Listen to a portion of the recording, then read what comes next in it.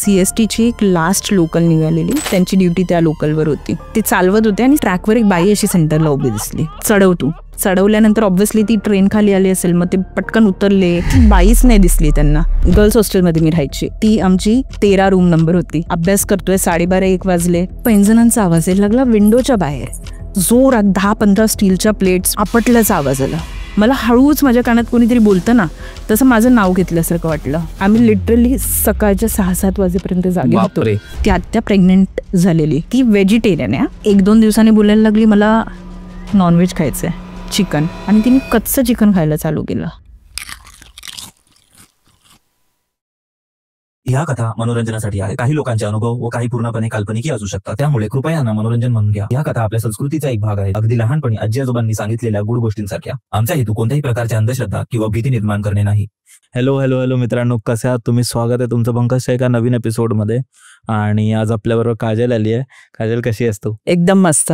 आणि जसं आता आपण बोललो की तुझ्याकडे बऱ्याच गोष्टी आहेत, हॉररची तू खूप मोठी फॅन आहेस, की जे इन्सिडेंट तुझ्याबरोबर घडले आहेत, जे अनुभव तुला आले आहेत, तर तेही मला ऐकायला आवडतील. पण सर्वात आधी तू ऑडियन्सला तुझं इंट्रोडक्शन कसं करून देशील? सो हाय, मी काजल वेंदे. मी एका IT कंपनीमध्ये सेल्स प्रोफाईलला आहे. सो सेल्स प्रोफाईल म्हटल्यावर स्टोरीज वगैरे सांगणं हे सेल्सच्या आतच असतं. सो तेच आहे इन शॉर्ट माझ्याबद्दल. आणि हॉररचं जसं तू बोललास, मला खूप आवडतं ऐकायला, सांगायला. So mostly true experiences, real incidents जे होतात, लोकांबरोबर खरं खरं जे होतं, तेच मला ऐकायला जास्त इंटरेस्ट येतो. अच्छा. सो आणि जसं तू बोललीस खरं खरं जे होतं, तुझ्याबरोबर पण असे खरी घटना घडली होती आणि ती पुण्यात घडली होती तुझ्या हॉस्टेलमध्ये, आय गेस. तर ती काय गोष्ट होती? सो म्हणजे आता नॉर्मली कसं असतं, गर्ल्स हॉस्टेलमध्ये मी राहायची, एज्युकेशनसाठी तिथेच गेलेली, इंजिनिअरिंगसाठी. सो मुली किंवा कुठली मुलं पण असू दे, रात्रीची हॉस्टेल लाईफ जास्त जगतात. सो लेटपर्यंत जागणं, गप्पा गोष्टी करणं. तर आमच्या एक्झाम्स चालू होत्या त्यावेळेला. मी आणि माझी मैत्रीण रूम शेअर करत होतो. मी ऑलमोस्ट 4 वर्षात 4 रूम्स चेंज केले होतात. ती आमची 13 रूम नंबर होती. आणि रात्रीच मला अभ्यास करायची सवय. मी आणि माझी फ्रेंड पण थँकफुली रात्रीचीच बसायचो आम्ही अभ्यासाला. आता आमच्या हॉस्टेलमध्ये असं होतं की विंडोनं तू बसून काहीच बघू नाही शकत. विंडोमधनं बाहेर तुला उभं राहावं लागेल आणि मग तू विंडोमधनं बाहेर बघू शकशील, बेडवर उभं राहून. सो एवढ्या हाईटला होती विंडो. आणि आम्ही बसलोय आणि ऑलमोस्ट 150 मीटर्सच्या डिस्टन्सवर, 150 मीटरपर्यंत काहीच नाही, रिकाम आहे, लँड आहे, फक्त एक मैदान. आम्ही बसलोय, अभ्यास करतोय, 12:30-1 वाजले. आणि अचानक विंडोच्या बाहेर, आमचा टॉप फ्लोअर आहे, 5वा माळा, त्याच्यावर टेरेस नेहमी लॉक असतं. बसलोय, अचानक पैंजणांचा आवाज यायला लागला विंडोच्या बाहेर. अँड मला पहिले वाटलं एखाद वेळेला स्ट्रेसमध्ये मलाच ऐकायला येतंय की काय, म्हणून मी, माझी फ्रेंड अशी बसली, तू जसा बसलेस, मी इकडे बसले वाचतोय. मी वर बघितलं, तिने पण त्याच टाइमला वर बघितलं. सो मला कळलं की तिला आवाज आला. मी तिला विचारलं, तुला पण आवाज आला का? तर ती हो बोलली. जशीच ती हो बोलली, तर मला एक थोडं असते क्युरिओसिटी. तर मी उठायला गेली, तेवढं तिने हात खेचून मला बसवलं. बोलते, अरे आपण एवढे हॉरर मूवीज बघतो, तुला समजत कसं नाही की त्यावेळेला तिकडे जायचं नाही? बोलली हो बरोबर बोलते. मग आम्ही थोडंसं इग्नोर केलं. 2-4 मिनिटं आला आवाज, नंतर बंद झाला. आता परत 1 तास निघून गेला. हॉस्टेलच्या मेसमध्ये आम्हाला स्टीलच्या प्लेट्स भेटतात. कधी कधी पोरी वर पण घेऊन येतात. कधी नाही ते त्या दिवशी पूर्ण हॉस्टेल शांत होतं, म्हणजे सगळे झोपलेत. कधीच असं मुलींच्या हॉस्टेलमध्ये आजपर्यंत मी बघितलं नव्हतं. त्या दिवशी बहुतेक काय काय घडायचं होतं आमच्यासोबत, म्हणून सगळं झालं की काय, आय डोंट नो.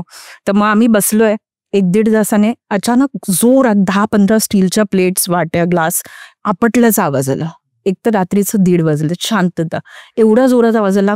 मी काही रिॲक्ट करायच्यात माझी फ्रेंड जी आहे माझ्याबरोबर अभ्यास करत होती, ती एकदम दरवाजा उघडा ठेवून पळत गेली बाहेर. 2 मिनिटं झाली, 3 मिनिटं झाली, येईना ती. मला भीती वाटली. मी बोलली, यार ही तर गेली, आता दरवाजा उघडा ठेवून गेले, काय माहिती काय येते आता. एक 3-4 मिनिटांनी ती रिटर्न आली.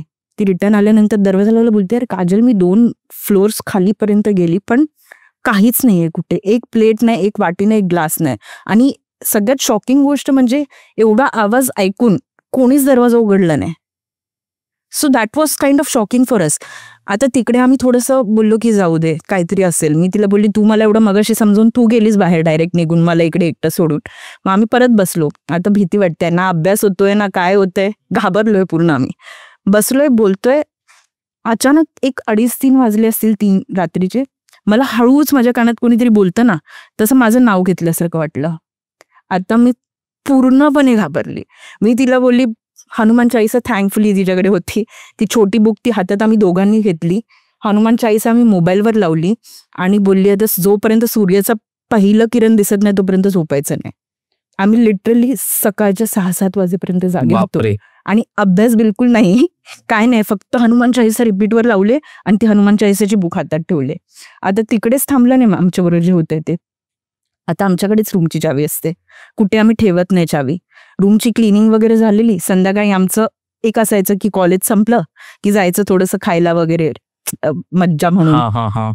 तर मग खाली गेलो, स्कूटी होती तिच्याकडे फ्रेंडकडे आणि लिफ्ट नव्हती आम्हाला, तर 5 माळे खाली जा, मग परत काय राहिलं तर मग एकच जण मग कोणतरी जाणार वर. तर रूम लॉक केलेला, खाली आलो, तिचं काहीतरी राहिलेलं म्हणून ती मला बोलली जा जरा वर, ते स्कार्फ की काय राहिला होता तिचं प्लीज घेऊन ये म्हणून. बोलली ठीक आहे तू थांब मी घेऊन येते.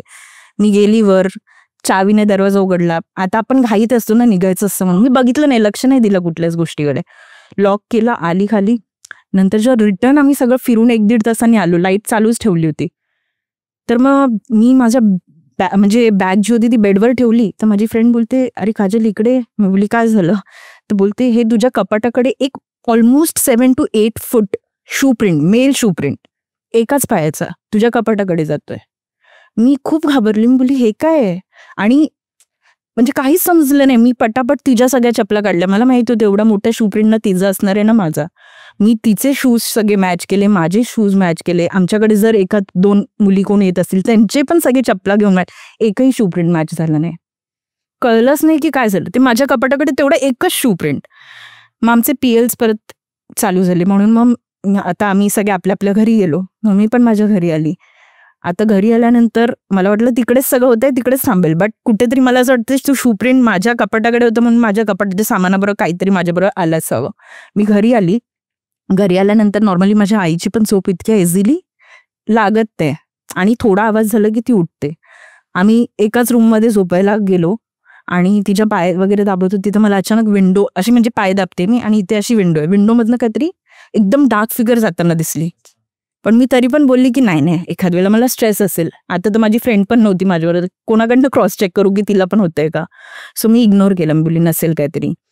मग खालीच मी बेडच्या इथे माझा गादला टाकलेला होता आणि झोपायला गेली 1च्या आसपास, रात्रीची झोपली. आणि माझ्या बेडरूमच्या दरवाजापासून आमचा जो हॉलचा दरवाजा आहे घराचा मेन डोर, पैंजणाचे आवाज यायला लागले तिथे. आणि मी तेव्हा जास्त शॉक झाली. आणि नॉर्मली जी माझी आई एकदम कच्ची झोप असते तिची, मी तिला 2 वेळा हात लावला, 2 वेळा आवाज दिला, ती उठलीच नाही. म्हणजे एवढी गाढ झोप. आणि मला आवाज पण कसा येतो दरवाजापर्यंत, लिटरली बेडरूमच्या 2 वेळा स्लो 3 वेळा पळताय, 2 वेळा स्लो 3 वेळा पळताय, त्या रिदम मध्ये आवाज येतोय. इग्नोर करून किती करणार. माझी खूप इच्छा होत होती. आणि खरंच म्हणजे ज्यावेळेला तुमच्यासोबत हे एक्सपिरियन्सेस होतात ना, तुम्हाला इच्छा होते तिकडे जायची, बघायची काय आहे. सो मला पण होत होती. पण मी बोलली मी दरवाजा तर नाही उघडणार, तर पीप होल मधनं बघेन जे खाली असतं ना चावीत. पण माझी ती पण हिंमत नाही झाली. मी बोलली नको, उगाच कशाला आपण जास्त त्याला डिवचायला द्यायचं. सो मी ब्लँकेट तोंडावर घेतले आणि झोपून गेली. मग तिकडे जरासं झालं. नेक्स्ट डे परत म्हणजे लागोपाठ होत होतं. मग नेक्स्ट डे परत आम्ही म्हणजे मम्मानी काहीतरी बनवलं होतं, बोलली की जेवून घे. मी बोलली नाही मला भूक. तर मम्माला माहिती आहे माझ्या की रात्रीची 12-12:30 हिला भूक लागते. ती बोलली चल तुला भूक लागेल तेव्हा मग उठव मला. आम्ही झोपलो. आमच्या इथे एक छोटूसा FM होता त्यावेळेला. तर मग रात्रीच आम्ही ऐकून झोपायचो. तर माझे बाबा आणि भाऊ दोघं पण झोपले होते. आणि माझं म्हणजे मला भूक लागली तर मी आईला उठवलं आणि बोलली चल मला भूक लागले. मग आम्ही दोघी पण बाहेर गेलो. ती तिचे ते न्यूजपेपर उघडून क्रॉसवर्ड पझल सॉल्व्ह करत बसले हॉलमध्ये. मी जेवण घेते. जेवण घेताना अचानक गाण्यांचा आवाज यायला लागला, हळूहळू तो येतोय आपल्याला तसा. बोलली FM चालू केलं वाटतं. मम्मा पण, आणि माझ्या मम्माला पण आवाज ऐकू आला. मी बोलली चल जाऊन बघते एकदा, एखाद वेळेला ही लोक उठलेत की काय. माझं जेवण तसंच ठेवलं. आतमध्ये गेली, बेडरूमचा डोर उघडला, गाणी बंद, दोघे पण झोपलेत. परत ओढला मी, परत गेली, परत आवाज यायला गाण्यांचा, पण मी इग्नोर केलं. त्याच्यानंतर मग परत म्हणजे बोलतात ना, तो एक लास्ट माझं ते होतं की लास्ट टाइम मला तो रिअलायझेशन झालं. पण आपण म्हणजे नॉर्मली एखाद्या वेळेला तू एवढ्या स्टोरीज ऐकल्यास, लोक बोलतात ना तुम्ही जर इग्नोर केलं ना त्या गोष्टींना, तो एखाद्याला तुमचा पाठलाग सोडून देतो. मग मी इग्नोर करायला चालू केलं. माझ्या हॉस्टेलमध्ये माझ्या मैत्रिणींनी पण मला आठवण करून दिली. अशीच हॉस्टेलमध्ये एकदा मी झोपलेली असते ना, तिचं काहीतरी अभ्यास चालू होतं, रात्रीचीच गोष्ट. मी झोपून गेली, मला काय म्हणजे झोप आली होती म्हणून. आणि अचानक आहे ना मी डोळे उघडले, रात्रीच्या, आणि मी तिला ओरडायला गेली आणि परत शांत झाली. मी काय बोलली नाही तिला आणि परत झोपून गेली. नेक्स्ट डे सकाळी तिने मला विचारलं की तुला काय झालं होतं. बोलली यार माझा पाय खेचला कोणीतरी, आणि पाय खेचला आणि मी लिटरली थोडीशी खाली आलेली आणि मला वाटलं हीच मस्ती करते म्हणून मी हिला ओरडायला म्हणून बघायला गेली, तर ही कोपऱ्यात आपला अभ्यास करत बसले. आमच्या दोघीं व्यतिरिक्त कोणी नाही रूममध्ये. मग आम्ही हळूहळू मग डिसाईड केलं की इग्नोर करायच्या या गोष्टी, कारण जेवढं तुम्ही लक्ष द्याल तेवढं तो तुम्हाला त्रास देणार. सो मग हळूहळू करून बंदच झालं मग त्या गोष्टी, कारण मी इग्नोर करायला चालू केलं. That's the best thing you can do. मग त्या रात्रीनंतर कधी परत नाही नाही, थँकफुली नाही. ते घरपर्यंत आलेलं बघायला हा, गेलं तर. घरापर्यंत आलं म्हणजे. आणि मी नंतर कनेक्ट केली डॉट्स की ते एक जे फुटप्रिंट जे आम्हाला आजपर्यंत नाही माहिती की कुठून आला तो आमच्या रूममध्ये, तो एक फुटप्रिंट माझ्या कपाटाकडेच चाललेला. त्याच्यामुळे माझ्या मैत्रिणीला काहीच एक्सपिरियन्सेस नाही आले, पण मला घरात आले माझ्या, कारण मी ऑब्व्हियसली कपाटातलं सामान भरलं ना माझ्या बॅगेत आणि घेऊन आली सगळं. सो मे बी तसं काहीतरी होतं. आणि ती दुसरी स्टोरी जी होती तू आई बरोबर घडली होती ते काय होती? सो आपल्याला पहिल्यापासूनच माहिती आहे, जेव्हा लग्न होतं तर सगळे बोलतात की हळदीच्या अंगाने किंवा जस्ट लग्न झालं तर सनसेट नंतर, म्हणजे जेव्हा सूर्यास्त होतो त्याच्यानंतर तुम्ही लोकांनी बाहेर नाही थांबायचं, आणि स्पेशली घाट साईडला गेलात तर अजिबातच नाही थांबायचं. सो माझ्या आईचं नुकतं लग्न झालं होतं, आई वडिलांचं 91ची गोष्ट आहे, 1991. त्यावेळेला तू समजू शकतो महाबळेश्वरमध्ये किती जंगल असेल, काहीच नाही तिकडे वस्ती. आता सुद्धा जर कधी गेला असेल तर बघितलं असेल, त्यावेळेला तर जास्तच होतं. तर माझी आई आणि बाबा असेच बोलले की फिरायला जातोय आम्ही. बाबा बोलले एकटे जाण्यापेक्षा त्यांच्या पण एका मित्राचं नुकतंच लग्न झालेलं आहे, त्यांच्याकडे पण 2 व्हीलर होती, मग 2 2 व्हीलर्स घेऊन हे फिरायला गेले, पण सांगून गेलेले की सूर्यास्ताच्या आत आम्ही घर येऊ, आणि ही लोक गेले निघून. आता रिटर्न येताना काय झालं की त्यांच्या एक मित्राची बाईक काहीतरी खराब झाली. तर आता स्लोप आहे म्हणून काही प्रॉब्लेम नव्हता, ते थोडंसं बिना पेट्रोलचं हळूहळू येऊ शकत होते. हेडलाईट्स वगैरे बाबा बोलले की मी तुला हेडलाईट्स ऑन करून देतो मागून, तू तुझा चालव. या सगळ्यामध्ये सूर्यास्त होऊन गेला. आणि हे चाललेले तर माझी आई अचानक माझ्या वडिलांना बोलली की अरे हा सायकलवाला एवढ्या म्हणजे एक 30 to 40 किलोमीटर स्ट्रेचमध्ये काही वस्ती नाहीये, हा सायकलवाला कुठून आलाय आपल्या बाजूला. तर वडिलांनी बघितलं आणि वडील फक्त एवढंच बोलले तुला काय करायचंय, त्याचं असेल काय, तू लक्ष नको देऊस. माझी आई एकदम बोलली की ठीक आहे जाऊ दे. मग ती शांत बसली. आणि जसं जसं आता ते घाट उतरून वस्ती यायला लागली, लाईट्स दिसायला लागले, तो सायकलवाला मागे मागे मागे मागे सुटत गेला. आता माझ्या मम्माला क्युरिओसिटी खूप होती की काय होतं ते. घाट उतरल्यावर थांबल्यावर ती बोलली नाही थांबाच, आता तसं पण तिकडे काय वस्ती तर नाहीये, तो येणार इकडे. तर माझे बाबा बोलले की ऑलरेडी आपण लेट झालोय, घरी ओरडतील. नाही ती ऐकेनच. मग शेवटी माझ्या वडिलांनी तिला सांगितलं तुला जो सायकलवाला दिसत होता तो मला दिसतच नव्हता. बापरे. आणि मी ही स्टोरी लहानपणी ऐकलेली, पण मला वाटलं की एखाद वेळेला काय माहिती, तर ही स्टोरी मी नेहमी सगळ्यांना जे माझ्या घरी यायचे त्यांना सांगायची. तर असंच बाबांच्या मित्राचा मुलगा होता, तो आलेला पत्रिका लग्नाची द्यायला रात्रीचा, संध्याकाळी 8 वाजता वगैरे. तर आम्ही स्टोरी सेशन चालू केलं आणि मी त्याला सांगत होती स्टोरी. तर मग जसंच मी पुसले अरे ते महाबळेश्वरला गेलेले फिरायला, तर त्याला माहिती होतं भूताचीच सांगते. बोला कुठे गेलेले, मी बोलले अरे काळा काढायला. सायकलवाला दिसला का असं त्यांनी विचारलं पटकन. म्हणजे असं भरपूर जणांसोबत झालेलं आहे. मग मी एवढी माझ्या आईनी स्टोरी सांगितल्यावर जेवढी घाबरली नव्हती तेवढी त्या दिवशी घाबरली.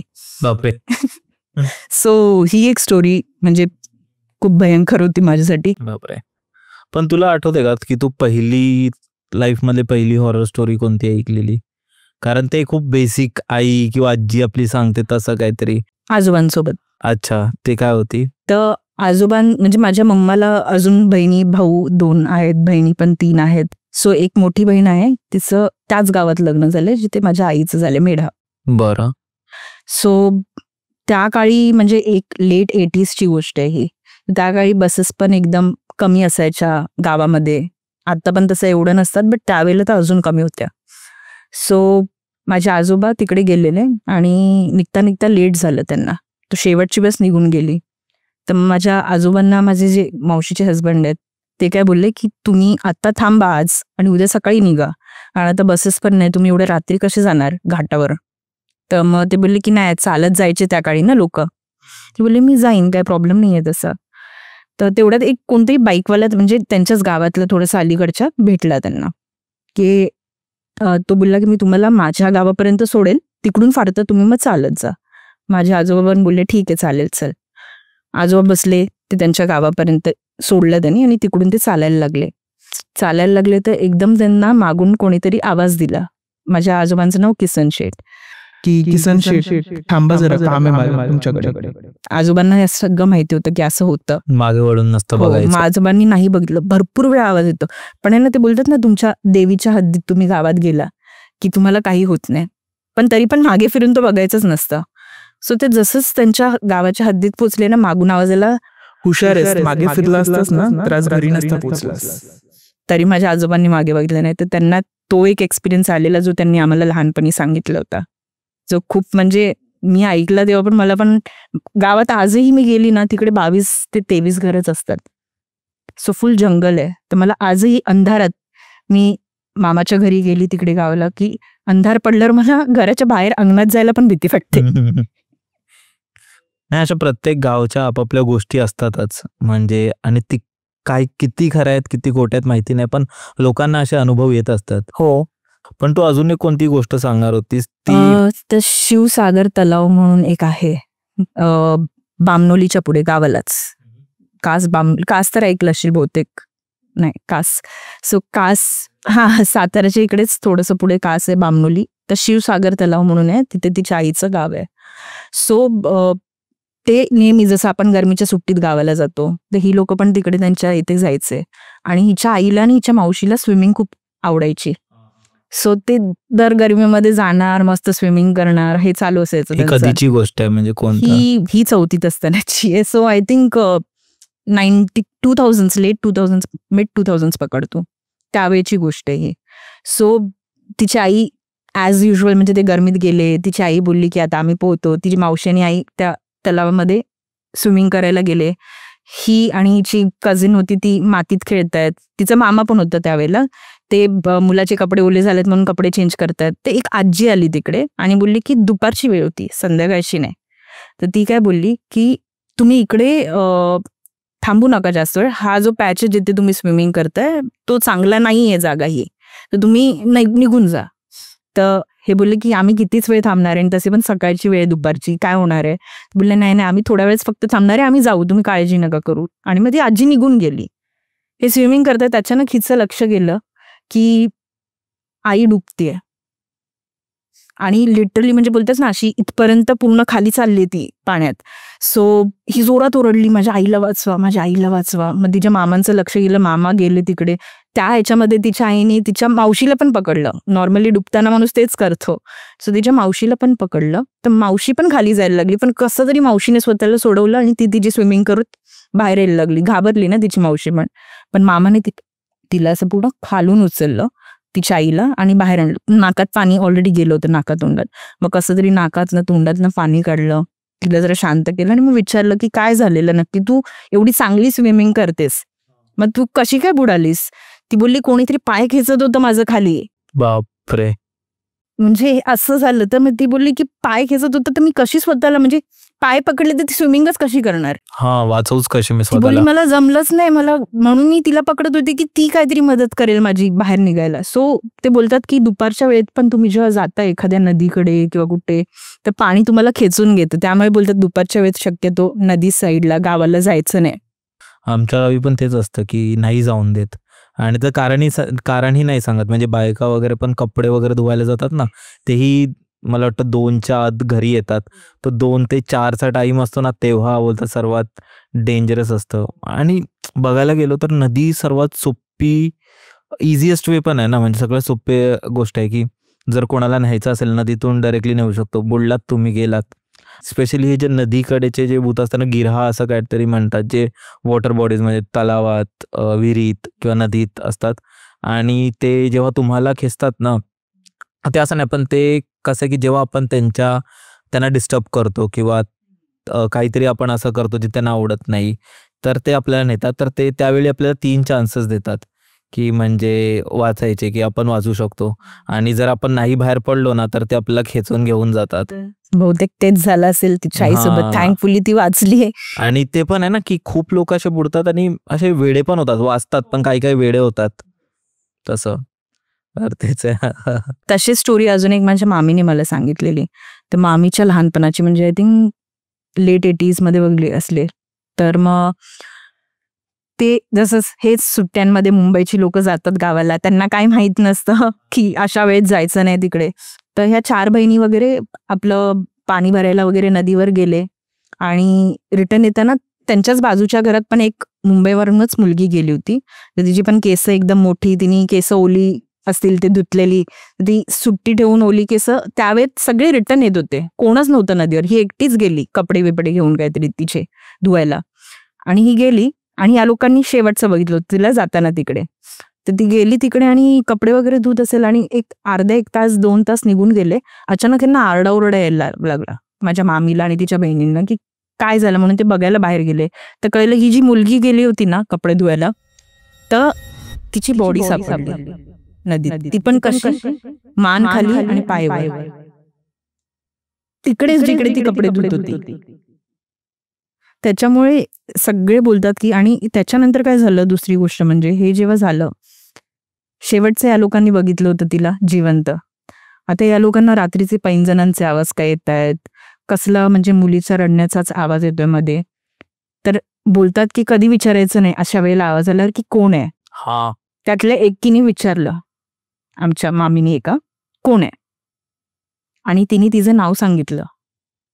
माझं तुम्हीच बघितलं होतं ना मला शेवट.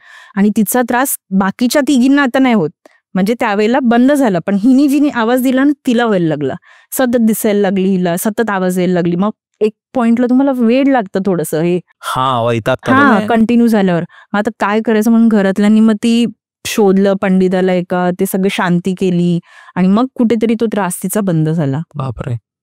तर हे एक म्हणजे झालं होतं एक्सपिरियन्स आहे लोकांना.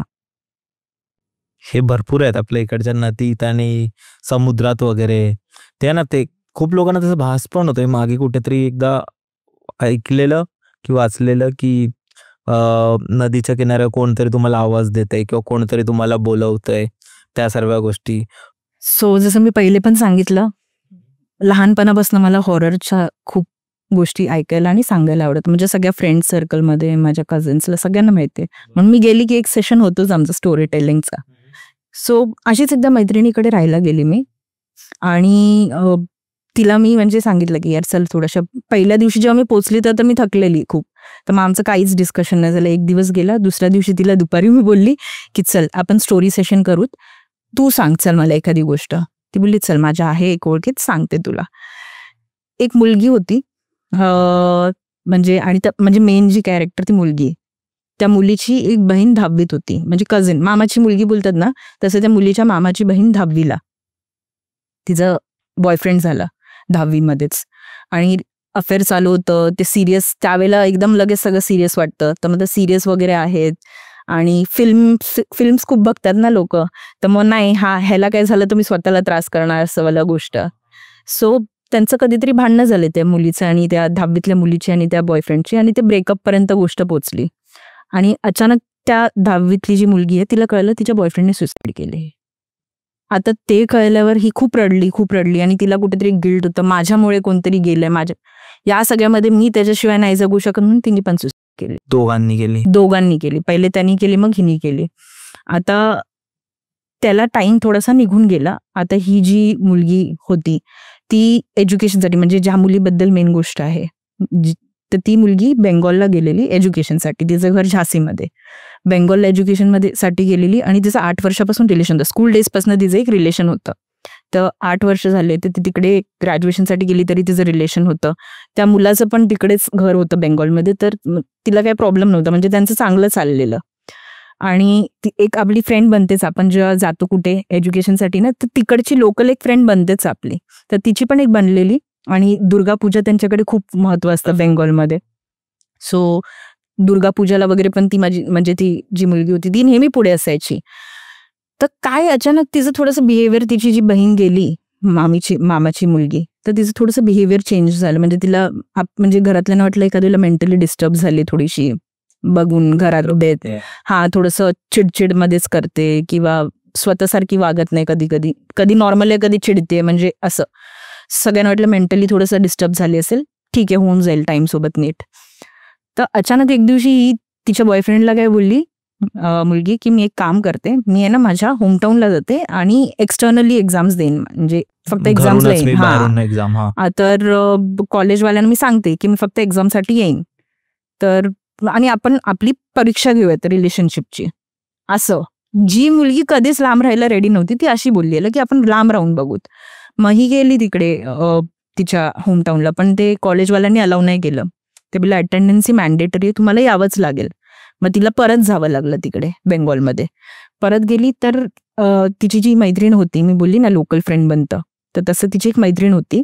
तर मैत्रिणीच्या आईला पण ह्यांच्या रिलेशनशिप विषयी माहिती होतं आणि ह्यांची जशीच ही झाशीमध्ये रिटर्न आलेली यांची एवढी भांडणं झाली की ब्रेकअप पर्यंत गोष्ट पोचली. बापरे. म्हणजे लॉंग डिस्टन्स सर्वाईव्ह नाही होते. मग ही गेली जेव्हा बेंगॉलला, तर तिची आई मैत्रिणीची बोलली एक काम कर, तिला बोलवून घे आपल्याकडे, दुर्गापूजाचा टाइम होता त्यावेळेत, तिला बोलवून घे आणि त्याला पण बोलवून घे तिच्या बॉयफ्रेंडला, कारण आपण जवळून बघितलं त्यांचं रिलेशन खूप प्रेम करतात, आपण समजूया त्यांना, होऊन जाईल नीट. ती बोलली ठीक आहे. मग तिच्या मैत्रिणीला हिला बोलवलं, त्याला पण फोन करून बोलवलं. आता त्याला यायला वेळ होता म्हणून हिची मैत्रीण काय बोलली, तू एक काम कर, चल दुर्गापूजाला आपण पंडालामध्ये जाऊत आणि दर्शन तरी घेऊत कमीत कमी. ही बोलली नाही, पहिले मला क्लिअर करायच्यात गोष्टी, मी नाही येणार असं बोलली आणि थांबली. आणि तिची मैत्रीण बोलली ठीक आहे मी जाते पुढे, तू ये मागून. आणि तेवढ्यात मग नंतर तिचा बॉयफ्रेंड आला. तर मग ते बोलणं चाललेलं, मग अचानक तिला खूप वाईट वाटलं, रडायला आलं, ब्रेकअप पर्यंत गोष्ट पोहोचले, एवढं चांगलं रिलेशन होतं जे काय असेल. तर त्यांच्या हॉललाच लागून टेरेस आहे, तर ती टेरेसकडे पळत गेली आणि स्टूलवर तिकडे तोंड करून बसली. नॉर्मली आपली पण सवय असते, आपण रडायला लागलो की आपण तोंड फिरवतो, समोर नाही रडत. तर ती पण तशीच टेरेसकडे गेली आणि तिकडे तोंड करून रडत होती. तर मग हिची आई जी होती मैत्रिणीची, ती त्या बॉयफ्रेंडला बोलली तू एक काम कर, तू जा आणि तिला समजव.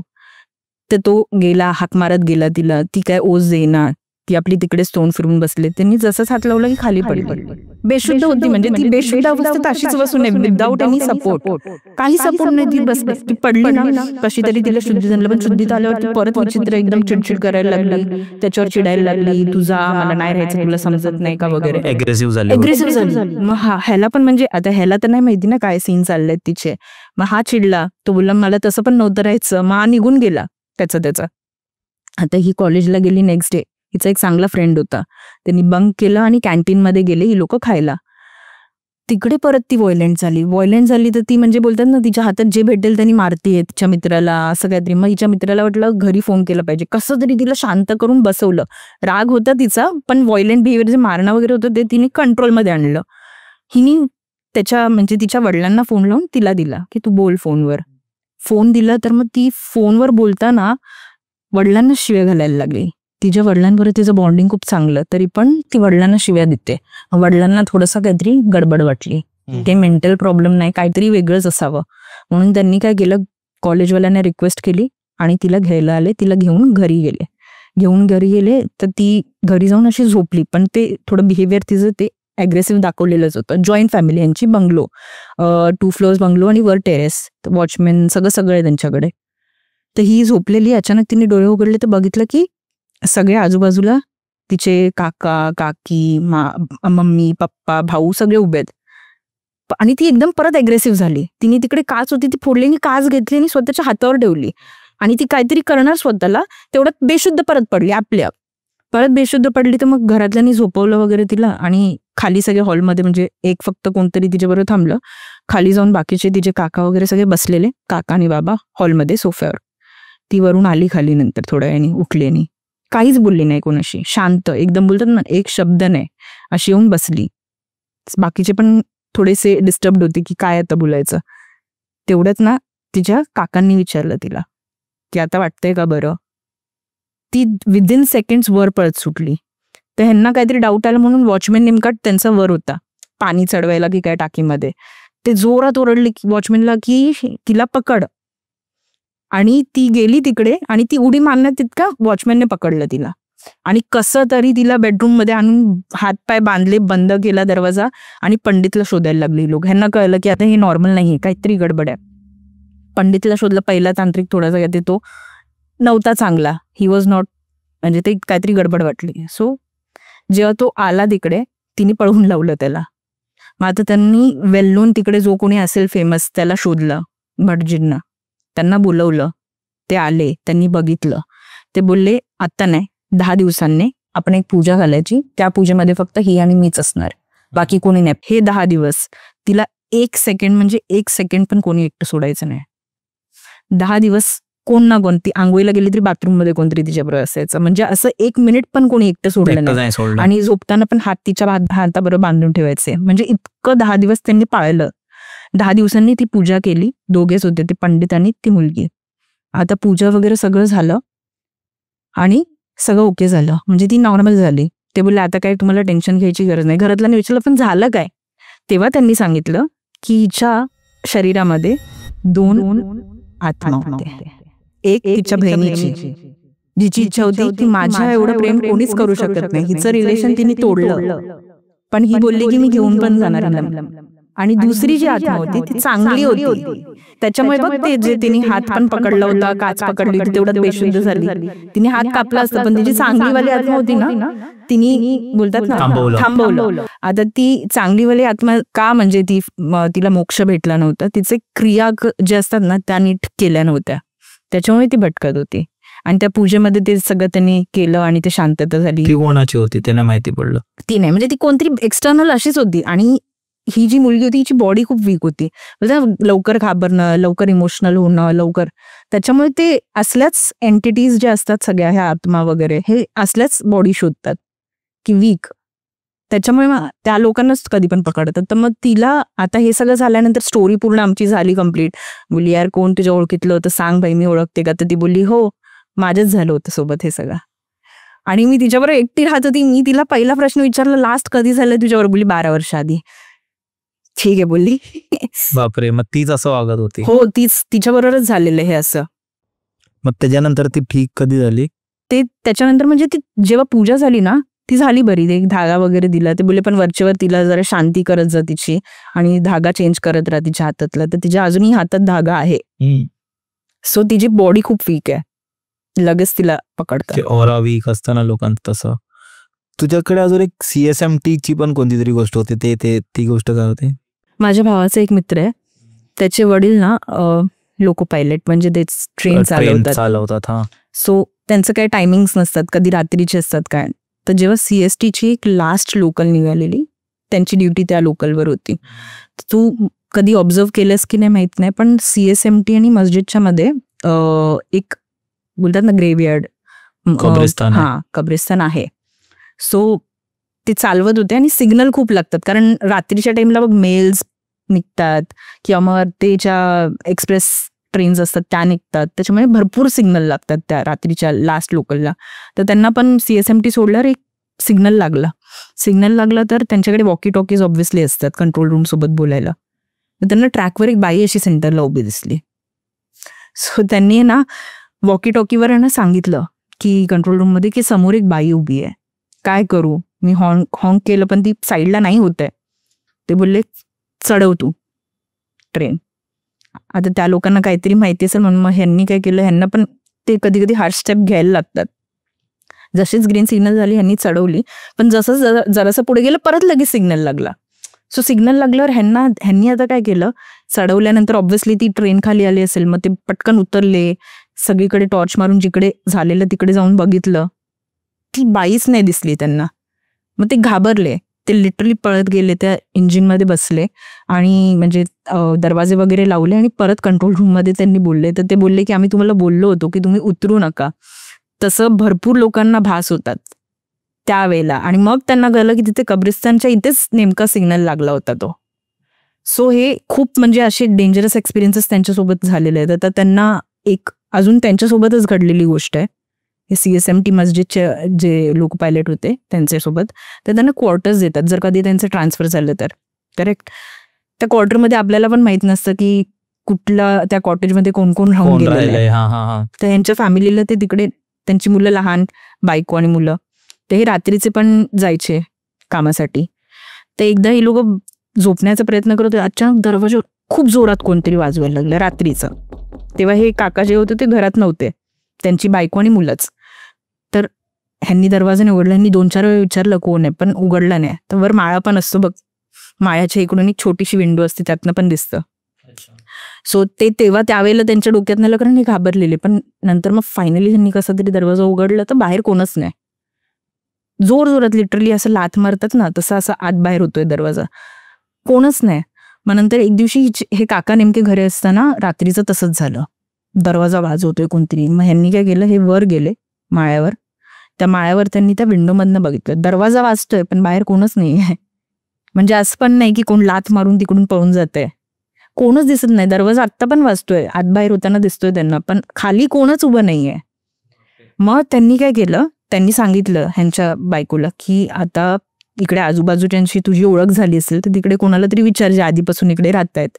मग त्यांनी जाऊन विचारलं नेक्स्ट डे की अरे इथे पहिले कोण राहायचं म्हणून. बोलले तुमच्या आधी पण एक फॅमिली राहायची पण ती पण 1-2 महिन्यात सोडून निघून गेली ते, आणि त्यांच्या आधी एक माणूस राहायचा इकडे, त्यांनी इथे केली. सो त्यानंतर कोणीच तिथे टिकत नाहीत. तो रात्रीचा त्रास येऊन देतोच तिकडे त्या घरात.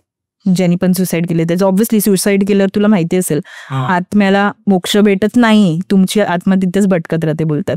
सो तसं काहीतरी झालं असेल आणि तो त्या घरामध्ये त्यांनी केलेलं ना, आणि त्या घरात कोणालाच शांततेत राहून देत नाही तो. म्हणजे तिकडे तो बोलला ते आजूबाजूवाले बोलले 2-3 फॅमिलीज आम्ही गेल्या 6 महिन्यात चेंज होताना बघितलेत. एवढा त्रास. त्याच्यानंतर त्यांनी पण खाली केलं. हा, त्यांनी पण खाली केलं, कारण भीती आहे ना, लहान मुलं पण आहेत, काय झालं त्रास. कधी पण आई वडिलांना स्वतःपेक्षा जास्त मुलांची भीती असते, लहान मुलं पण आहेत सोबत, त्यांना काय त्रास झाला. आणि लहान मुलांना लवकर पकडू शकते ना, बोलतात ना निरागस आत्मा असते, ते एकदम इनोसेंट, आणि ते इनोसेंट सोल तर इझिली पकडतात. हा, म्हणून लहान मुलांना जास्त करून नाही, हा त्यांना समजत नाही, पण असं ते इकडे तिकडे बघत एक्झॅक्टली बघतात त्यांना. आणि स्पेशली जे हे असतात ना मुके जनावर वगैरे त्यांना दिसतं. हो, म्हणून आम्ही आमच्या घरात डॉग ठेवलाय. हा, बापरे. सो आहे. तुझ्यावर कधी असं हे झालंय का, म्हणजे स्पिरिच्युअल एक्सपिरियन्स अशा प्रकारे कधी आलंय का, हा देवाचं वगैरे? मी खरं सांगू, आत्ता तिला पण माहितीये, मी आहे ना देवांना मानते, पण वेगवेगळे भक्त असतात जे खूप मंदिरांमध्ये जातात, पोत्या वाचतात, खूप करतात. मी तशी नाही, मी मानते देवाला पण मी जास्त हात जोडायची नाही. तर गेल्या 1 वर्षापासून ना मी ऑब्झर्व केलं की स्वामी समर्थ जे आहेत आपले, त्यांचे मला खूप अनुभव यायला लागले. बिकॉज म्हणजे एक रॅन्डम अनुभव की मी चालले सतत, अचानक मी डोक्यात काहीतरी विचार करते, मी हे बरोबर करते, अचानक काहीतरी समोर येईल जिथे त्यांचा फोटो आहे आणि खाली लिहिले भिऊ नको मी तुझ्या पाठीशी आहे. थर्सडे टू थर्सडे माझं रूट नसेल तरी पण मी, एक भांडुपला मठ आहे त्यांचं, त्या मठाच्या तिकडे मी पोचतेच थर्सडे टू थर्सडे. प्रगट दिनला पण त्यांच्या मी तिकडे पोचली. माझं काही डिसाइडेड नाही, आणि मी देवाचं म्हणजे मानते पण शक्यतो एवढं हात जोडून वगैरे नेहमी आपण हात जोडतो ना देवाला आणि निघतो, तसं मी काही करायची नाही. पण मी लिटरली, माझ्या आता सगळे फॅमिली मेंबर्स वगैरे पण शॉक होतात की मी स्वामी समर्थांची पोथी वाचायला लागले. गेले 3-4 महिने झाले.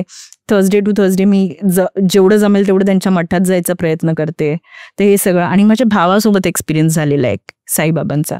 तो साईबाबांना खूप मानतो. त्याचा बिझनेस गॅरेज लाईनचा आहे, कार सेलिंग, कार बाईंग, हे सगळं करतो तो. तर खूप आधीपासून, म्हणजे जसं आता तू एवढं लहान वयापासून करतोय सतत, तसं तो पण लहान वयापासून त्याच्या बिझनेसमध्ये उतरला.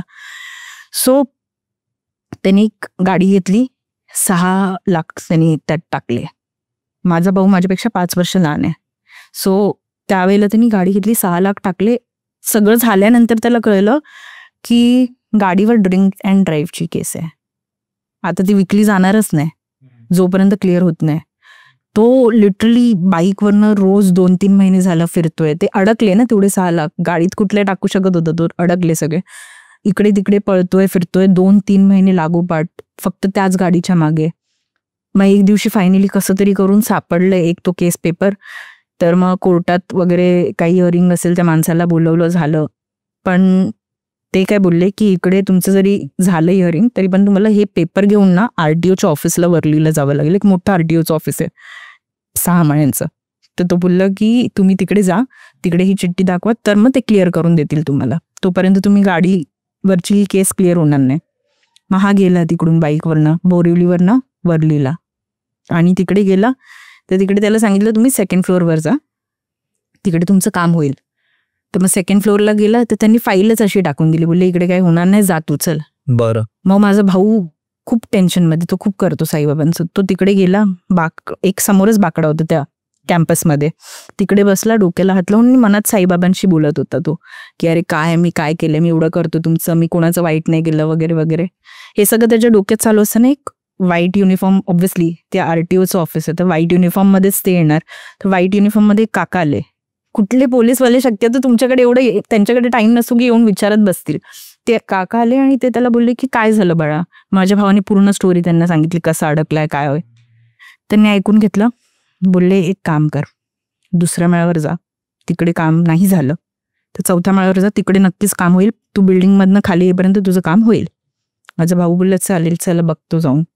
गेला 2nd फ्लोअरला. परत ती बोलली अरे तुम्ही आलेलात ना. मग माझा भाऊ खाली आला, 4th फ्लोअरला गेलाच नाही सांगितलेलं तरी. तो असं बिल्डिंगमधनं बाहेर पडणार तर तिकडे 2 हवालदार उभे होते. ते बोलले अरे बाळा तुला सांगितलेलं ना, तू 4थ्या माळ्यावर पण जा ना एकदा. मग तो 4थ्या माळ्यावर गेला. तिकडे त्यांनी घेतली, साईन केली आणि बोलले झालं तुझं काम जा. मग माझा भाऊ पळत आला खाली, कारण तो साईबाबांची बनत बोलत होता ना. तो त्या माणसाला पूर्ण 4 फ्लोअर 6 फ्लोअर शोधलं, बाहेर गेला, बाहेर तिकडे टपरीवर बघितलं, सगळीकडे शोधलं. त्याला तो माणूस परत दिसलाच नाही. आणि मग त्याला आठवलं की नेमप्लेट पण नव्हती इकडे, जी नॉर्मली असते पोलिसांच्या. मग त्याला ते जाणवलं की साईबाबाच होते, तेच कोणत्या तरी रूपात आलेले. आणि म्हणजे हे असं त्याला एक नाही अजून एक आलं, पण ते दुसरं त्यांनी माझ्यासोबत शेअर केलं नाही. बोला प्रत्येक एक्सपिरियन्स शेअर नसतो करायचा. बापरे. तेच ना, खूप खूप ठिकाणी होतं लोकांना असं. इवन आपण खूप साऱ्या अशा हॉरर गोष्टी वगैरे सांगतो ना, त्याच्यात ते असं होतं ना, लोक कुठे चाललेत, कोण व्यक्ती असेल तो गावी चाललाय, रात्र झाली आहे, त्याला अचानक कुठून तरी एक म्हातारा माणूस दिसतो आणि त्याला वाट दाखवतो आणि तो घरी पोहोचतो. माझ्या मैत्रिणीसोबत झालंय हे. एक निशिता म्हणून माझी एक मैत्रीण आहे. सो ती खूप स्वामींचं करते स्टार्टिंग पासून. तिचे वडील पण बोलतात तू स्वामींची मुलगी आहेस वगैरे असं, म्हणजे ती खूप मानते. तर मग ती आणि तिच्या नवरा आणि म्हणजे त्यांची फॅमिली कुठेतरी चालले होते आणि मध्येच घाटामध्ये पूर्ण जंगल वगैरे आणि गाडी बंद पडली. आता गाडी बंद पडली तर मग ते हात पण दाखवतात. नवरा तिचा ट्राय करतोय गाडी नीट करायला, रात्रीचा हात दाखवतात, कोणती गाडी थांबत नाही. आता काय करायचं म्हणून तेवढ्यात काय गेलं, एक समोरून कोणतरी गाडीवाला तो स्वतःच थांबला आणि बोलला की काय झालंय. तो मदतीला आला. तर तिने सांगितलं की असं हा प्रॉब्लेम आहे. त्या लोकांनी सांगितलं, ते बघितलं. ते बोलले एक काम करा, तुम्ही गाडीला धक्का द्या, मी तोपर्यंत ट्राय करतो चालू करून स्टार्टर. ट्राय केलं पण काय गाडी चालूच होत नव्हती. आणि मग नंतर त्याला कळलं की काहीतरी इंजिनमध्ये प्रॉब्लेम आहे की काय. तो बोला पाने वगैरे लागतील आपल्याला, आहे का. दोन्ही पण गाड्यांमध्ये नव्हते. तेवढंच मागून ना, जसं आपण बोलतो ना, एक गाडी आली, पूर्ण लाइटिंग होती, त्याच्यामध्ये स्वामींचा फोटो होता. तर ती तशी गाडी एक आली आणि तिथे थांबली. त्यांनी बघितलं, त्यांनी विचारलं काय प्रॉब्लेम आहे. तर ह्यांनी सांगितलं असं असा इश्यू झालाय, तर पाणी वगैरे आहेत का. ते बोलले आहे, थांबा. ते गेले, पाणी घेऊन आले, ते नीट केली, गाडी चालू झाली. आणि ते काय बोलले, मी तुम्हाला जोपर्यंत मेन रोड लागत नाही तोपर्यंत तुम्हाला मी लाईट दाखवतो. जो पहिला माणूस आलेला तो निघून गेला आणि लाईट दाखवत होते आणि चाललेत ह्यांच्या बरोबरच. ह्यांची गाडी ना अशी मेन रस्त्याला जेव्हा लागली, एका गॅरेजकडे येऊन बंद पडली आणि यांनी पुढे मागे बघितलं, ती गाडी गायब. बापरे. तर कुठेतरी बोलतात ना, स्वामी बोला किंवा देव हे असतात. आणि बरेचदा मला कधी कधी असं वाटतं की आपण आहे ना, जसं घरात पण आपल्याला कधी कधी वाटतं किंवा कुठे की भूत आहे की काय, भूत आहे की काय. मला कधी कधी असं वाटतं की देव पण तर असू शकतो. आपण नेहमी नेगेटिव्हच विचार करतो, पण देव पण तर असू शकतो. सो तसं आहे. मला आहे ना तुझ्याकडून अजून एक गोष्ट पण जाणून घ्यायची आहे, ती म्हणजे अहमदनगरची. तू बोलवतेस ना काय दिवाळीला वगैरे, हो, ते काय होतं. तर म्हणजे आता हॉस्टेलच्याच मुली सगळ्या जसं असतात. अच्छा, तू हॉस्टेलचीच गोष्ट आहे. नाही, हॉस्टेलची म्हणजे हॉस्टेलच्या एका मुलीची गोष्ट आहे. सो दिवाळीला आम्ही सुट्टीमध्ये, म्हणजे कुठल्याही फेस्टिवलच्या सुट्टीमध्ये आम्ही घरी जायचो हॉस्टेल रिकामा करून. सो तशीच माझी एक मैत्रीण अहमदनगरची, तर तिचा पण बंगलो टाईप 2 फ्लोअर्स बिल्डिंग, एक टेरेस असं होतं. आणि दिवाळीमध्ये 2 बहिणी आणि 1 भाऊ असे 3 जण आहेत ते. तर मग दिवाळीमध्ये त्यांचं फटाके वगैरे फोडायचं काय प्लॅन असेल, नाश्ता वगैरे संध्याकाळचा. आणि त्यांच्या घराच्या जवळ पिंपळाचं, वडाचं झाड वगैरे, झाडं बऱ्यापैकी आहेत. तर ही मैत्रीण जी माझी, आणि संध्याकाळच्या वेळेला बंगलो म्हटलं सगळे आपल्या आपल्या रूम्समध्ये थोडंसं रिलॅक्स करायला गेलेत. आणि हिला फोन आला, मग ही टेरेसवर चाललेली. तर आपल्याला कधी कधी अंधारात कळतं ना, रे आपली भाऊ आहे किंवा बहीण आहे. तर अंधारात तिला असं वाटलं की अरे तिची बहीण उभी आहे, म्हणून ती तिच्या बहिणीला बोलली, अरे काय करतेस इकडे टाइमपास, चल आता खाली, आपल्या फटाके फोडायची पण वेळ झालेली आहे. तर तिकडून बहिणींनी पण काही रिस्पॉन्स केला नाही आणि ही पण फोनवर होती थोडीशी, म्हणून हिनी पण काही इग्नोर केलं. फोनवर बोलत बोलत मग फोन ठेवला आणि खाली पोचली. बघते तर बहीण समोर उभी आहे. म्हणून ती परत वर गेली बघायला, तर वर कोणच नाही. आणि तिकडे पिंपळाचं वडाचं वगैरे झाडं आहेत ना, तर ती बोलली की मला घरात पण बरेचदा काय काय एक्सपिरियन्सेस आलेले आहेत, पण बोलली मी शक्यतो ते म्हणजे बोलतात ना मी इग्नोर करते. हा म्हणजे बेडरूम लॉक आहे, कोणतरी बाहेर आले असं फील येणं, असं भरपूर काय काय होतं तिच्याबरोबर, पण ती बोलली मी इग्नोर करते. हा तिला चांगलाच आठवतो एक्सपिरियन्स, पण की ते भीतीच ना, म्हणजे बहीण समजते आपण कोणाला तरी आणि बघून येतो तर खाली बहीण उभी आणि वर कोणच नाही आहे. सो भास झाला असेल, नाही तर तिला काय माहिती असेल बाबा, कोणतरी असेल. हा, कारण ती बोलते की पिंपळाचं आणि वडाचं झाड आहे. पिंपळाचं झाड पण बोलतात चांगलं नसतं शक्यतो फॉर, त्यात ते किती खरं आहे किती नाही मला नाही माहिती. बट आणि अलिबागची पण एक चकवा वाली गोष्ट होती, ते काय होतं ती पण. तर माझं भाऊ आहे ना, त्याचे मित्र सगळे अलिबागला गेलेले आणि त्यांनी कुठलं तरी एका वेगळ्याच टोकाला असं बोलतात ना, एक थोडंसं त्यांना मुलांना, यंग मुलांना भरपूर असतं की नाही आम्हाला काहीतरी असं वेगळं काहीतरी करायचंय. त्यांनी एकदम आउटस्कर्ट्सला कुठलं तरी एक घर बघितलेलं विला, बोलले आम्ही इकडे राहणार. तर मग ते काका ज्यांचा विला होता ते काय बोलले की तुम्हाला काहीही लागलं, समजा रात्रीचं, तसं तर सगळं अवेलेबल आहे, पण काहीही लागलं तर हा माझा नंबर आहे, तुम्ही एकटे जाऊ नका, मला कॉल करा, मी येईन तुमच्यासोबत. मुलं बोलले हा चालेल चालेल. आता ह्यांचं रात्रीची पार्टी वगैरे झाली आणि ह्यांना काय कमी पडलं असेल खाणं, तर हे बोलले की चला जाऊया. तर त्यातला एक बोलला की अरे ते काका बोलले ना की मला फोन करा, मी फार तर येईन. तुला अरे काय करायचं इकडेच तर आहे, त्यांना कशाला उगाच त्रास द्यायचा, आपण जाऊयात. मग हे लोक निघाले गाडी घेऊन निघाले. तर तिकडे गेले, त्यांनी खाणं वगैरे घेतलं आणि रिटर्न निघत होते. तिकडून विला दिसतोय, एवढं पण लांब नव्हतं की ते कुठे हरवतील वगैरे, विला दिसतोय. ते निघाले परत त्या विला म्हणजे परत त्या हॉटेलवर पोचले. ते हे बोलले की यार असं कसं झालं, आपण तर निघालेलो विलाकडे, हॉटेलकडे कसं पोचलो. मग हे बोलले की अरे मे बी आपण ना काहीतरी गडबड केली असेल, चुकीचा टर्न घेतला असेल, चल परत निघू. परत निघाले, परत 5-10 मिनिटांनी त्या हॉटेलकडेच पोचले. आता ह्यांना कळलं काहीतरी गडबड आहे, नेटवर्क पण नाही कोणाच्या फोनमध्ये की त्या विलावाल्याला फोन करतील. ह्यांनी काय केलं, डिसाईड केलं इकडेच थांबूयात थोड्या वेळ. इकडेच थांबले तर एक आता गाववाले पण तिकडून येत जात राहतात ना, तर एक गाववाल्याला बाईकवरून आणि त्यांना बोलला काय झालं, तर बोलले अरे रस्ता हरवलोय आम्ही, मला त्या विलाकडे जायचं आहे, मला जातो. बोलले एक काम करा माझ्या मागे या. मग हे लोक त्याच्या मागे जायला लागले तर परत ते त्या हॉटेलकडे पोचले आणि तो बाईकवाला थांबला नाही, मागे फिरला पण नाही. तो बाईकवाला चालले, पण यांना कळलं की ह्याच्या मागे नको जायला. ह्यांनी थांबवली गाडी, आणि थोडीशी मागे बिगे घ्यायला लागली. तो बाईकवाला गेला आपला गायब झाला तो. मग ह्यांनी फोन कसं तरी एक नेटवर्क आला म्हणून फोन केला विलावाल्याला की आम्ही इकडे हॉटेलकडे आहोत. मग तो विलावाला आला तिकडे, त्यांना विलामध्ये घेऊन गेला. मग त्यांना तो ओरडला, बोलला की मी तुम्हाला काहीतरी कारण होतं म्हणून तुम्ही घाबराल मुलं म्हणून तुम्हाला काही बोललो नव्हतो, पण आज अमावस्या आहे आणि इकडे चकवा लागतो, तुम्हाला चकवा लागला होता. बोलला नशीब तुम्ही त्या बाईकवाल्याच्या मागे गेला नाही, जर गेलास तर एकही जण आला नसतात परत रिटर्न. म्हणून बोलला मी तुम्हाला सांगितलं होतं. त्याच्यामुळे बोलतात ना कधी कुठे गेलात तर ऐकायचं त्या गावाल्याचं. तेच ना, खूप सारे त्यांचे रूल्स असतात, त्यांचे ठरवलेले काही पत्ते असतात जे पाळायचे असतात, आणि आपण जाऊन तिथे काही करतो तर ते मे बी त्यांना हर्ट करत असेल किंवा म्हणून ते आपल्याला सावध करत असतील. एक्झॅक्टली. तुला दुसरी स्टोरी कोणती घ्यायची आहे जी तुला सांगायची आहे लोकांना? ठाण्यामध्येच एक जंगल आहे आणि त्या जंगल एरिया आणि सिटी असं थोडंसं जॉईनच आहे. तर एरियाचं मी सध्या नाव नाही घेऊ शकत, बट त्या एरियामध्ये एक लॉन टेनिसचा कोर्ट आहे. ती 2015-16ची गोष्ट आहे जी मी तुला सांगणार आहे आता. तर त्यांचे स्लॉट्स असतात की या म्हणजे 1.5 hours मध्ये तुम्ही यायचं. तर एक स्लॉट होता. तर म्हणजे माझा जो भाऊ आहे ओमकार, ह्याचा प्रोफेसर होते एक, तर ते प्रोफेसर पण लॉन टेनिस खेळलं जायचे. तर त्यांनी 9 to 10:30 नाईट्सचा स्लॉट घेतला होता. तर मग ऑब्व्हियसली बाकी जंगल आहे आणि तिकडे तेवढंच आहे एक कोर्ट, तर लाईट्स फक्त त्या कोर्टमध्ये असतात. तर हे खेळतायत आणि तिथे बाकीचे लोक चेअरवर पण बसलेले असतात वेटिंगमध्ये. तर ते चेअरवर बसलेत लोक, एक काय बाकीच्या लोकांचं आपलं आपलं चाललं होतं आणि एक चेअरवर माणूस बसलेला, त्याला काय आवाज आला असेल, तो उठला, बाहेर गेला आणि ह्या लोकांना कोणालाच कळलं नाही हा कधी उठून गेला. ते 5 मिनिटांनी त्याचा जोर जोरात ओरडण्याचा आवाज यायला लागला, किंचाळण्याचा त्या माणसाचा. हा, मग ह्यांनी फटाफट सगळ्या ज्या लाईट्स आहेत त्या ऑन केल्या बाहेरच्या वगैरे आणि शोधायला लागले लोक. शोधायला लागले तर एक तो 10 मिनिटांनी वगैरे सापडला तर तो खूप बेकार अवस्थेत होता, पण बोलता येत होतं थँकफुली त्याला. त्याचे हे लचका निघाला, इकडे लचका निघाला, इकडचा म्हणजे भरपूर ठिकाणचे लचके निघालेत.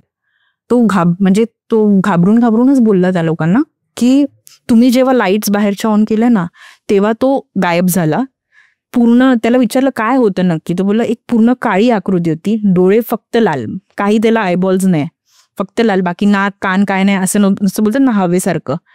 तो माझे नुसते लचके काढत होता. तुम्ही नसता आलं तर माहित नाही माझं काय झालं असतं. आता ते त्यांनी लाईट्स वगैरे बंद म्हणजे जे काय आहे ते त्याला घेऊन गेले फटाफट हॉस्पिटलमध्ये. 2 दिवस तो माणूस आयसीयू मध्ये होता पण तो मेला. बापरे, हे कधी झालेलं? 2015च्या आसपास. आणि हे कसं कळलं की माझ्या भावाचा तो प्रोफेसर तिकडे होता त्यावेळेला खेळत, तर त्यांनी बघितलं हे आणि त्यांनी सांगितलं हे त्याच्यामुळे. सो तो एक डेंजर. काहीतरी विचित्रच आहे ना खूप, म्हणजे असं कोणतरी येऊन त्रास देते. किंवा मला जर असं वाटतं की काय माहिती एखाद्या वेळेला प्राणी पण असू शकेल, तर घाबरल्यामध्ये त्याला काहीतरी वेगळं पण दिसलं असेल, काय सांगता येते. ब्लॅक कलरचं काय ते असतात ना जॅग्वार बोलतात ते, किंवा तसं पण काहीतरी असेल, पण ते बोलतात घाबरल्यावर माणसाला नाही कळत, नाही समजलं त्याला. आणि लाईट्स ऑन केल्या तर एखाद्या वेळेला प्राण्याला पण कळलं असेल तर काय माहिती की नाहीतर खरोखर कोण भूतच असेल. कारण तो एवढं क्लिअरली सांगतो डोळे पूर्ण लाल, नो आयबॉल्स, पण तो बिचारा नाही जगला, तो 2 दिवसांनी मेला. बापरे. तर आहे असं खूप काय. आणि ती दुसरी स्टोरी जी होती तू ती ते काय होती? सो त्या आत्याचं नवीन लग्न झालं, सगळं चांगलं चाललेलं. ती लोक फिरायला वगैरे पण जायचे. आता नॉर्मली बोलतात बघ बायकांना लवकर त्रास होतो, स्पेशली लग्न झालेल्या बायकांना किंवा प्रेग्नेंट बायकांना. तर आता ती आत्या प्रेग्नेंट झालेली आणि एक 2-3 महिना चालू असेल आणि ती नवऱ्याबरोबर फिरायला गेली घाटात. आता घाटात एका ठिकाणी ती थांबली, बांगड्या बिंगड्या हातात, सगळं केस खुलली, ते आवाज बिवाज होतो. नवीन नवरी नाही, प्रेग्नेंट होती ती. पूर्ण बांगड्या हिरव्या वगैरे हातात घालून ती फिरते, केस खुल्ली सोडून, आणि रात्रीचा पूर्ण सनसेट वगैरे होऊन गेलेला, अंधार होता पूर्ण, आणि कुठेतरी थांबली काहीतरी कारणासाठी. मग येऊन बसली, रिटर्न आली. तर आता ती व्हेजिटेरियन आहे, नॉनव्हेज नाही खात. अचानक 1-2 दिवसांनी बोलायला लागली मला नॉनव्हेज खायचंय, चिकन. पण लोकांना वाटलं की चल डोहाळे असतील काय माहिती, लोक बायका माती पण खातात कधी कधी, त्यांना काही पण क्रेविंग होते. सो असेल तशी काहीतरी क्रेविंग, म्हणून त्यांनी एवढं काही विचार नाही केला, चिकन वगैरे तिला बनवून द्यायला लागले. पण ती शांत जी बाई होती ती राग करायला लागली होती अचानक, लवकर चिडायची. परत त्याच्यात पण लोकांना वाटलं की हॉर्मोनल चेंजेस होत आहेत म्हणून होत असेल तिला चिडचिड. एक दिवस तिची म्हणजे जी बोलतात ना नणंद, ती घेऊन आली चिकन वगैरे, आणि काहीतरी काम चालू होतं म्हणून बनवायला उशीर होत होता थोडासा. ती जोरात हातून ओरडायला लागली, का नाही बनलं अजून माझं चिकन. आली बाहेर आणि तिने कच्चं चिकन खायला चालू केलं. बापरे. तेव्हा या लोकांना कळलं की काहीतरी काहीतरी प्रॉब्लेम आहे. भरपूर ठिकाणी दाखवायला वगैरे सांगितलं. तर एक तिचा जो भाऊ होता त्या भावाला सांगितलं तू एक काम कर, ते पूर्ण त्यांनी एक नैवेद्य टाइप्स काहीतरी बनवून दिलं आणि सांगितलं की हे आहे ना घाटामध्ये जिकडे ती थांबलेली तिकडे तू जाऊन हे ठेवून ये, पण एकटं जायचं रात्रीच्या 12 नंतर. मग हे बोलले की बहिणीसाठी मी काही करायला तयार आहे. आता बहीण पण प्रेग्नेंट, स्वतःच्या पोटावर पण मारून घ्यायची कधी कधी. बापरे, एवढं. एवढं ती म्हणजे चिडचिडी झाली होती. मग ते बोलले की मी करेन. रिक्षा घेऊन गेले, ते रिक्षाला लांब थांबवलं आणि ते ताट हातात घेऊन जायला लागले. त्यांना सांगितलेलं मागे फिरायचं नाही. त्यांना त्याच्या बहिणीचा आवाज यायला लागला, अरे दादा बघ ना माझ्याकडे, मी आहे बरी. बहिणीचा आवाज आला. तर नॉर्मली कुठल्याही बहिणीचा आवाज आला रडताना की मागे फिरतात, पण त्यांनी स्वतःवर कंट्रोल ठेवला. ते गेले, त्यांनी केलं सगळं जसं सांगितलं तसं केलं, पण ऑलरेडी खूप उशिरा ह्यांना कळल्या होत्या गोष्टी. मग हे रिटर्न आले. त्रास काही तिचं कमी होत नव्हता, कधी रक्ताच्या उलट्या काय होत आहेत, कधी स्वतःला मारून काय घेते, कधी कच्चं चिकन काय खाते, विचित्र बिहेवियर. त्यातून तिची डिलिव्हरी झाली आणि 2 दिवसांनी ती मेली.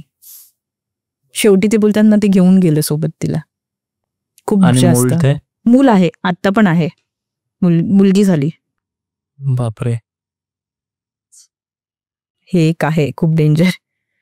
हा ना, कारण प्रेग्नेंट बायकांचं मी ऐकलंय त्यांना खूप त्रास पण होतो त्यावेळी, पण त्यांना खूप जपावं लागतं त्या टाइमला.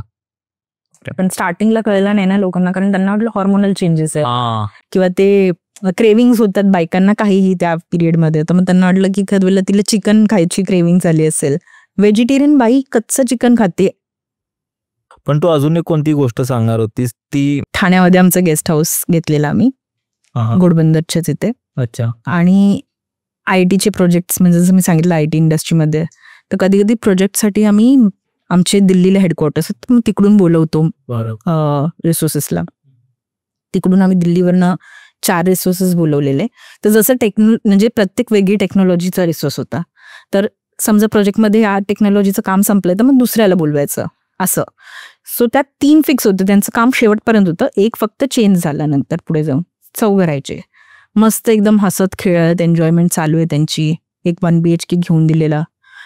तर पहिलं जेव्हा रिसोर्स होता ना चेंज झाला, जसं म्हणजे एक रिसोर्स चेंज झाल्यानंतर सेकंड रिसोर्स आला ना जेव्हा तो, तर त्याला ना ते मॅट्रेस वगैरे आवडलं नाही म्हणून त्यांनी ते रेंट करतो बघा आपण, तर त्यांनी एक मॅट्रेस रेंट केलं होतं आणि मग त्याच्यावर ती लोक झोपायचे, 2 जण आत 2 जण बाहेर.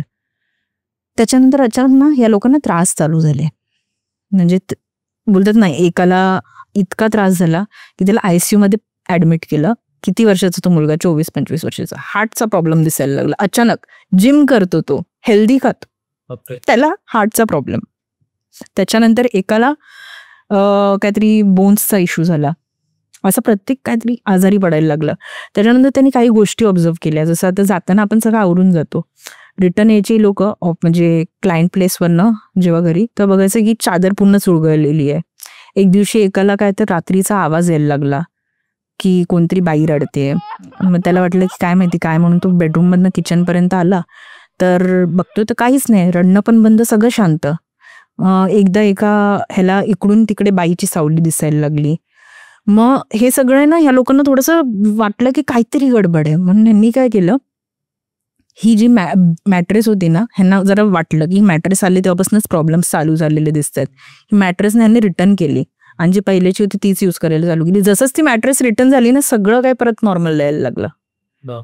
सो आय थिंक त्या मॅट्रेसमध्ये काहीतरी प्रॉब्लेम होता की काय होतं, नेगेटिव्ह वाईब्स त्या मॅट्रेस सोबत त्यांच्यासोबत आले. आता ही स्टोरी जेव्हा त्यांनी आम्हाला सांगितली ना, आमच्यात एक, जसं मी मगाशी बोलली, निशिता म्हणून माझी एक फ्रेंड आहे, सो ती खूप घाबरट आहे. सो आम्ही कधी कधी तिकडे त्यांच्या गेस्ट हाऊसवर जायचो ना चहा वगैरे प्यायला. संध्याकाळचं ऑफिस संपलं, चला तिकडे जाऊ थोड्या वेळ. मग आता ती येणं बंद करेल म्हणून मग आम्ही ते सांगितलं, अरे काय नाही, बनवून सांगितलेली स्टोरी. आता तो प्रोजेक्ट संपलाय, पण आता ती ऐकेल. प्रोजेक्ट संपला ना म्हणून सांगितली.